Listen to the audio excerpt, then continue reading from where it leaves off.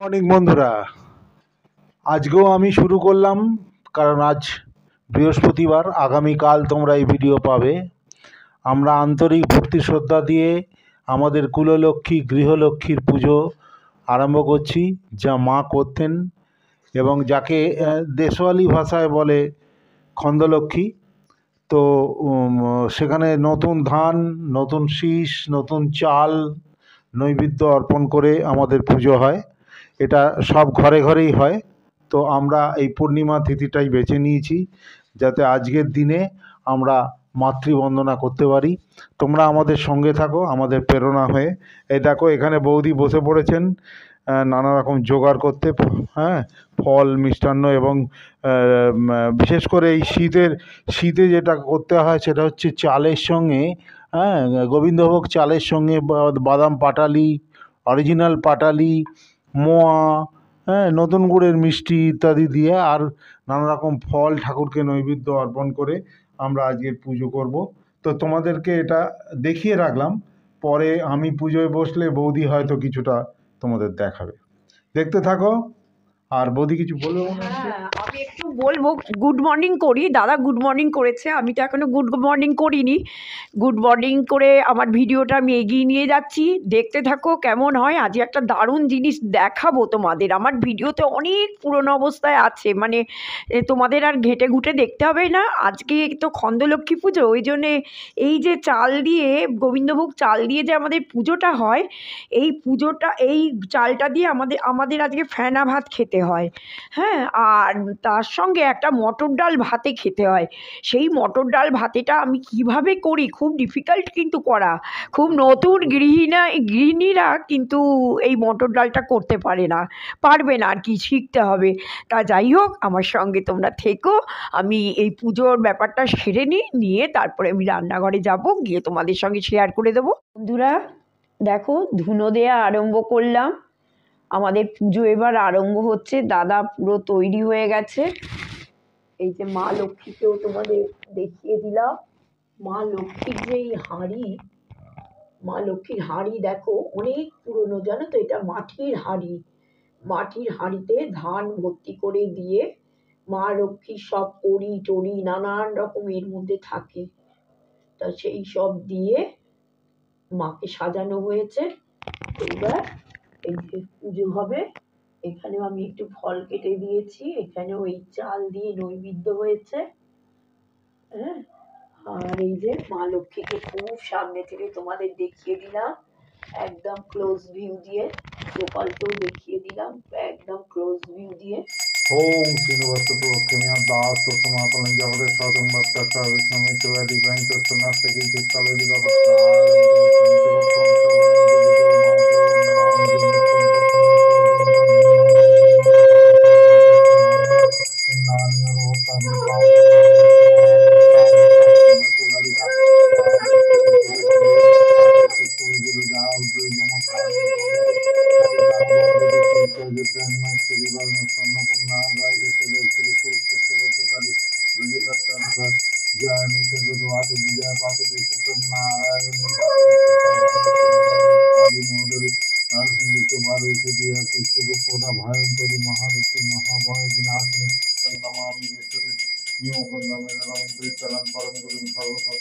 বন্ধুরা কিচেনে চলে এলাম।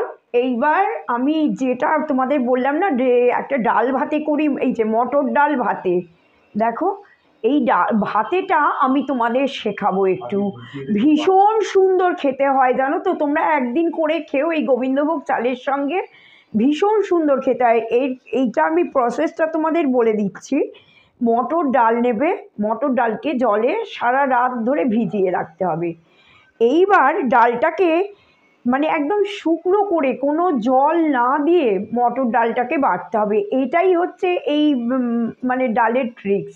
এতে যদি তোমরা জল দিয়ে বাটো না বন্ধুরা, একদম মানে নষ্ট হয়ে যাবে। আমি একটা গল্প তোমাদের বলবো।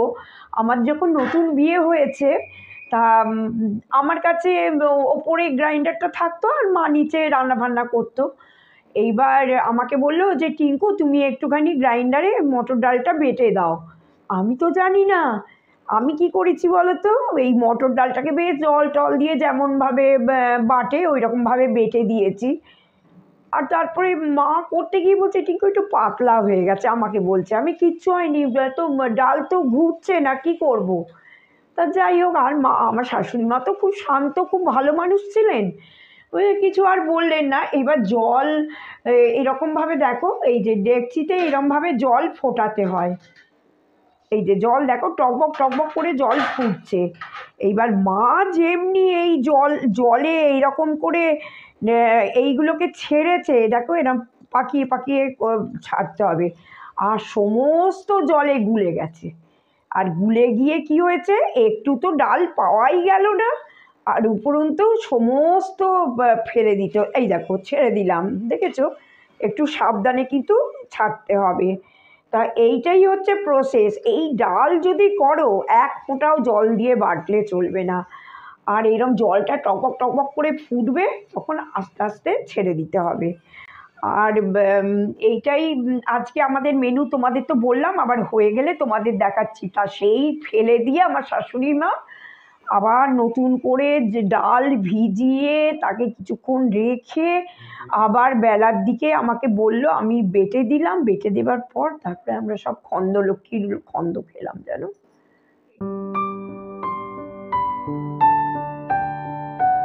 দেখো এই যে আমি জলে এইগুলো দিয়েছিলাম ডালগুলো, লক্ষ্য করে দেখো একদম কিন্তু শক্ত হয়ে গেছে, এই যে দেখেছো, একটুও কিন্তু জলে ভেসে যায়নি ডালগুলো, দেখো একদম শক্ত শক্ত হয়ে ফুটছে।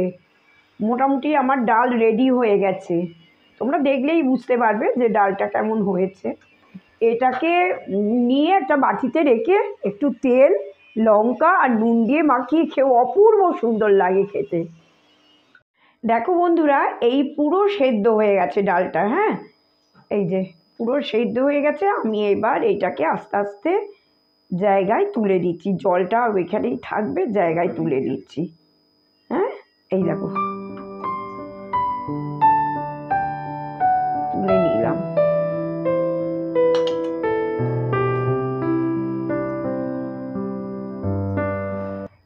এটা কিন্তু দারুণ খেতে হবে বন্ধুরা, জানো তো, এটা খেয়ে কিন্তু আমাকে তোমরা জানিও যে তোমাদের কেমন লেগেছে, তাহলে আমার দারুণ লাগবে জানো তো।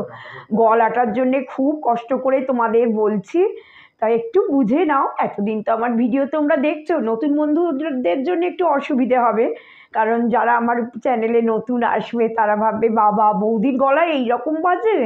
অ্যাকচুয়ালি আমার যে গলার এই অবস্থা, যাই হোক আমার বন্ধুরা ভালোবেসেই আমার সঙ্গে থাকে আমি জানি।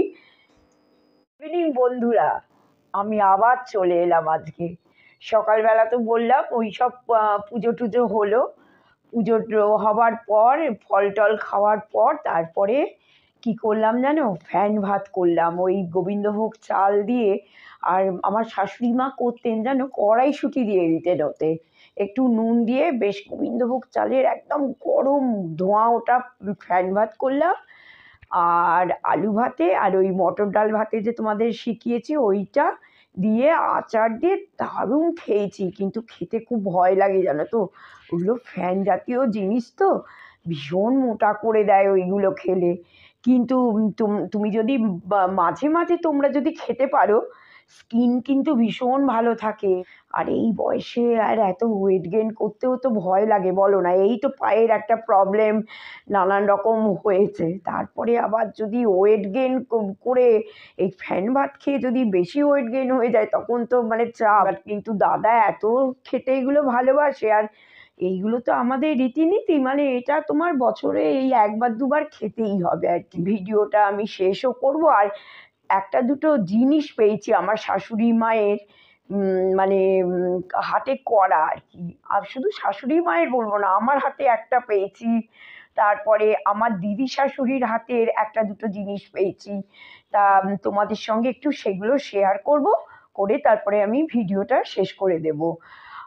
আর দাঁড়াও, এইটা দেখো, এইটা প্রথম আমি আমারটা দেখাই। এই দেখো, এইটা একদম আমার নতুন বিয়ের পর এই একটা ঘর, এই দেখো এই চাদরটা উলের আমি বুনেছিলাম, এই যে চাদরটা বুঝতে পারছো, এই পাতা পাতা ডিজাইন, এই চাদরটা বোনার সময় বন্ধুরা একটা দারুণ একটা স্মরণীয় একটা কথা আমাদের সঙ্গে আছে, আমাদের ফ্যামিলি। এবং দাদাও জানে না যে আমি কি বলতে যাচ্ছি, বললে দাদাও হাসবে, আমার তো হাসি পাই। তা নতুন বিয়ের পর তখনও আমার মেয়েটে হয়নি, তা এইটা নিয়ে আমি ছাদে মানে দুপুরবেলা বুনতে বসেছি। আর আমাদের নিচে একজন মানে ভাড়াটিয়া থাকতো, তা তাদের সঙ্গে আমরা ভাড়াটিয়ার মতো কখনোই মিশতাম না। মানে কি বলতো, একদম নিজের আপনজন বলতে গেলে। মানে আমার মেয়ে ওনাদের কাছেই মানুষ, মাসিমা আমাদের। তা তার মেয়েও তখন ছিল আর কি, বিয়ে হয়নি তখনও। তা ও একটা করছে, আমি একটা করছি, মানে কম্পিটিশান তখন, কে আগে শেষ করবে, কে আগে শেষ করবে চাদরটা। ও বুনে চলছে, আর আমার যাই হোক বিয়ে থা হয়ে গেছে, আমার তো একটা সংসার হয়েছে। আমি কাজকর্ম সেরে টেরে কোনো রকমে বসে পড়ছি, আগে চাদরটা বুনে শেষ করব। সেই সময় বন্ধুরা আমাদের না শিবপুরের বাড়িতে একটা চোরের উপদ্রব হয়েছিল। আমরা বসে আছি, এবার বসে বসে বুনছি, আর তারপরে পেছন দিকে ফিরে তাকিয়ে মানে দেয়ালে দেখি লেখা আছে যে রাতের অতিথি আসবে। তার আগেই না 2-4 বার মানে লোক দেখতে পেয়েছি আমরা, কিন্তু কে যে এইরকম করছে সেটা আমরা বুঝতে পারছি না। তা আমরা তো ভয় পেয়ে গেছি, দাদা অফিসে, তারপরে দাদা অফিস থেকে ফিরলো, আমার শ্বশুরমশাই অফিস থেকে ফিরলেন। তা ফেরার পর তখন বললাম বুনছি, আর আমাদের বাড়িতে একটা কুকুর ছিল, সেই কুকুরটা দেখি একটা জায়গায় খুব খচাং খচাং করে নাড়ানাড়ি করছে, জানো তো। আমরা বুঝতে পারছি না, তা আমরা বলছি ওইখানটা কেন, বড় ছাদ, আগেকার দিনে বাড়ি যেমন হয়। ও মা, তারপর টেনে টেনে কি একটা প্লাস্টিক বার করেছে, আর মানে আমি আর ঝুমুরদি বসে বসে বলছি যে কি বাজে একটা গন্ধ ছাড়ছে, কি বাজে একটা গন্ধ ছাড়ছে করে করে। তারপরে দেখা গেল চোর এত পটি করে দিয়ে চলে গেছে ছাদেতে। সেই সব জিনিস আবার আমার শাশুড়ি মা নিয়ে গিয়ে বাইরে ফেলে দিয়ে এলো, জানো। মানে এটা এখনো আমার ভাবলে হাসি পায়, এই চাদরটা দেখে আমার এই কথাটাই ফার্স্ট মনে পড়লো। তাই এটা হলো। এইবার দেখো, এই একটা আমার শাশুড়ির মায়ের আসন পেলাম। এই যে আসন, নিজের হাতে অনেক পুরনো হয়ে গেছে। এই যে শাশুড়ি মায়ের এইটা শেষ করে রেখে যাননি, এই যে আসন। আচ্ছা, এই একটাও দেখো আমার শাশুড়ি মায়ের হাতে বোনা আসন। এই যে এগুলো সব শেষ হয়নি, জানো তো। না আসুন, এই একটা শেষ করেছিলেন, কিন্তু একবার কেচেছিলেন বলে এর রঙটা এতে উঠে গেছে। হ্যাঁ, এই একটা আসন। তারপরে দেখো এই যে এইটা হচ্ছে আমার দিদি শাশুড়ি, এইটা তোমাদের দাদাকে আর কি কাঁথা করে এইটা আর কি গিফট করেছিল দাদা হওয়ার পর, কত বছর আগেকার জিনিস, বুঝতে পারছো। এই যে এইটা। আচ্ছা, এতে লেখাও আছে কি দেখি, আশীর্বাদ করি বৎস দীর্ঘজীবী হও, জনক জননীর কোলে আনন্দেতে রও, উজলি পিতার গৃহ লোভিয়া সবার স্নেহ সুকৃতি সাধনে সদা যত্নবান হও, দিদানের ক্ষুদ্র এই আশীর্বাদ লও। আচ্ছা, এই একটা কথা আমার দিদি শাশুড়ি তোমাদের দাদা যখন হয় তখন সেটা করে নিজের হাতে করে গিফট করেছিল। তা এইগুলো আমাদের কাছে খুব মূল্যবান, খুব যত্ন করে রেখে দিই। আমার অনেক বন্ধু বলেছে যে তোমার শাশুড়ি মায়ের হাতের জিনিস একটু দেখাও দেখাও। তাই একটু খুঁজতে গিয়ে এই আসনগুলো তো পেলামই, আর তার সঙ্গে এই চাদরটা পেলাম। এত অল্প সময় না বন্ধুরা, যে একটু গুছিয়ে কথা বলবো সেটা করারও সময় নেই। মানে সবসময় ঘড়ির কাঁটা তোমায় রাঙাচ্ছে, 15 মিনিটের আগে ছাড়ো, 15 মিনিটের আগে ছাড়ো। যাই হোক, তোমরা যদি আমাকে ভালোবাসা দাও, যদি আমার পাশে থাকো, নিশ্চয়ই এটা আমি 15 থেকে 20, 25 করতে পারি। যাই হোক বন্ধুরা, আমার সঙ্গে তোমরা থেকো। আজকের মতো ভিডিওটা শেষ করলাম। সাবস্ক্রাইব করতে ভুলো না। টাটা।